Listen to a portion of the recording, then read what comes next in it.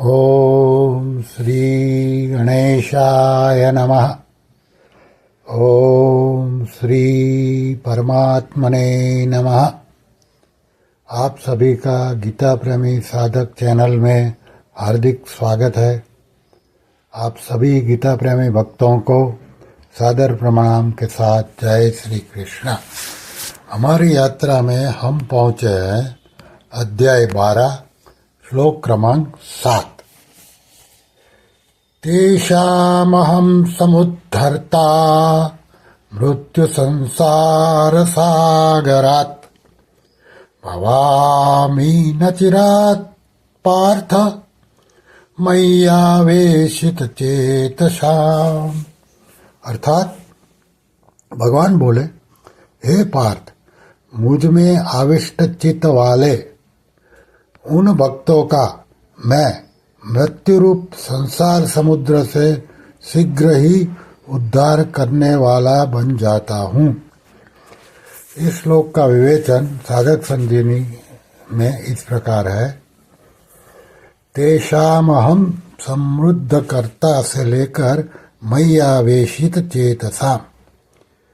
जिन साधकों का लक्ष्य उद्देश्य ध्येय भगवान ही बन गए हैं और जिन्होंने भगवान में ही अनन्य प्रेम पूर्वक अपने चित्त को लगा दिया है तथा जो स्वयं भी भगवान में ही लग गए हैं, उन्हीं के लिए यहाँ मय्यावेशित चेतसाम् पद आया है।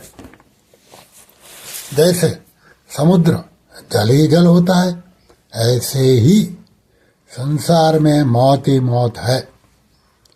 संसार में उत्पन्न होने वाली कोई भी वस्तु ऐसी नहीं है जो कभी क्षण भर के लिए भी मौत के थपेड़े से बचती हो। अर्थात उत्पन्न होने वाली प्रत्येक वस्तु प्रतिक्षण मौत के तरफ ही जा रही है।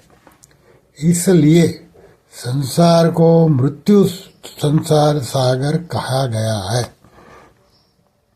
मनुष्य में अनुकूल और प्रतिकूल दोनों वृत्तियां रहती हैं। संसार की घटना, परिस्थिति तथा प्राणी पदार्थों में अनुकूल प्रतिकूल वृत्तियां राग द्वेष उत्पन्न करके मनुष्य को संसार में बांध देती है।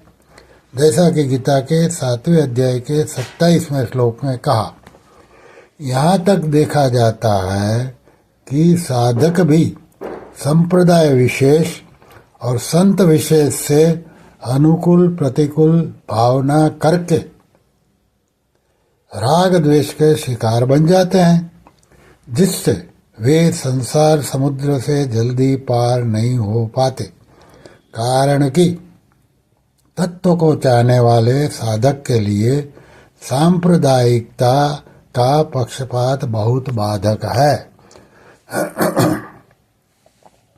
संप्रदाय का मोहपूर्वक आग्रह मनुष्य को बांधता है। इसलिए गीता में भगवान ने जगह जगह इन द्वंद्वों राग और द्वेष से छूटने के लिए विशेष जोर दिया है।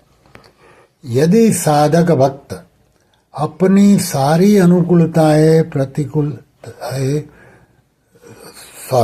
यदि साधक भक्त अपनी सारी अनुकूलताएं भगवान में कर ले, अर्थात एकमात्र भगवान से ही अनन्य प्रेम का संबंध जोड़ ले और सारी प्रतिकूलताएं संसार में कर ले, अर्थात संसार की सेवा करके अनुकूलता की इच्छा से विमुख हो जाए, तो वह इस संसार बंधन से बहुत जल्दी मुक्त हो सकता है। संसार में अनुकूल और प्रतिकूल वृत्तियों का होना ही संसार में बांधना है।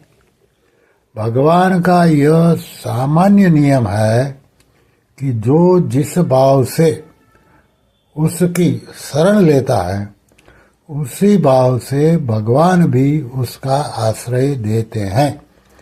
जैसा कि गीता के 4 अध्याय के 11वें श्लोक में कहा, ये यथा माम प्रपद्यन्ते तांस्तथैव भजाम्यहम्। अतः वे कहते हैं कि यद्यपि मैं सब में समभाव से स्थित हूँ, जैसा कि 9वें अध्याय के 29वें श्लोक में कहा, समोहम सर्वभूतेषु, अर्थात जिनका एकमात्र प्रिय मैं हूँ और जो मेरे लिए ही संपूर्ण कर्म करते हैं और मेरे परायण होकर नित्य निरंतर मेरे ही ध्यान जप चिंतन आदि में लगे रहते हैं, ऐसे भक्तों का मैं स्वयं मृत्यु संसार सागर से बहुत जल्दी और सम्यक प्रकार से उद्धार कर देता हूँ। 6ठे अध्याय के 5वें श्लोक में भगवान ने सब तरह के सामान्य साधकों के लिए अपने द्वारा अपना उद्धार करने की बात कही थी, उद्धोरेदात्मनात्मनाम। और यहाँ कहते हैं कि भक्तों का उद्धार मैं करता हूँ, तेषाम समृद्धरता। इसका तात्पर्य है कि प्रत्येक साधक आरंभ में स्वयं ही साधन में लगता है। साधन में लगने वालों में जो साधक भगवान के आश्रित होता है उसका उद्धार भगवान करते हैं, क्योंकि उसका भगवान पर ही भरोसा होता है कि मेरा उद्धार भगवान ही करेंगे। वह अपने उद्धार की चिंता न करके केवल भगवान में भजन में ही लगा रहता है। साध्य भगवान ही होते हैं, परंतु ज्ञान मार्ग में चलने वाला अपना उद्धार स्वयं करता है।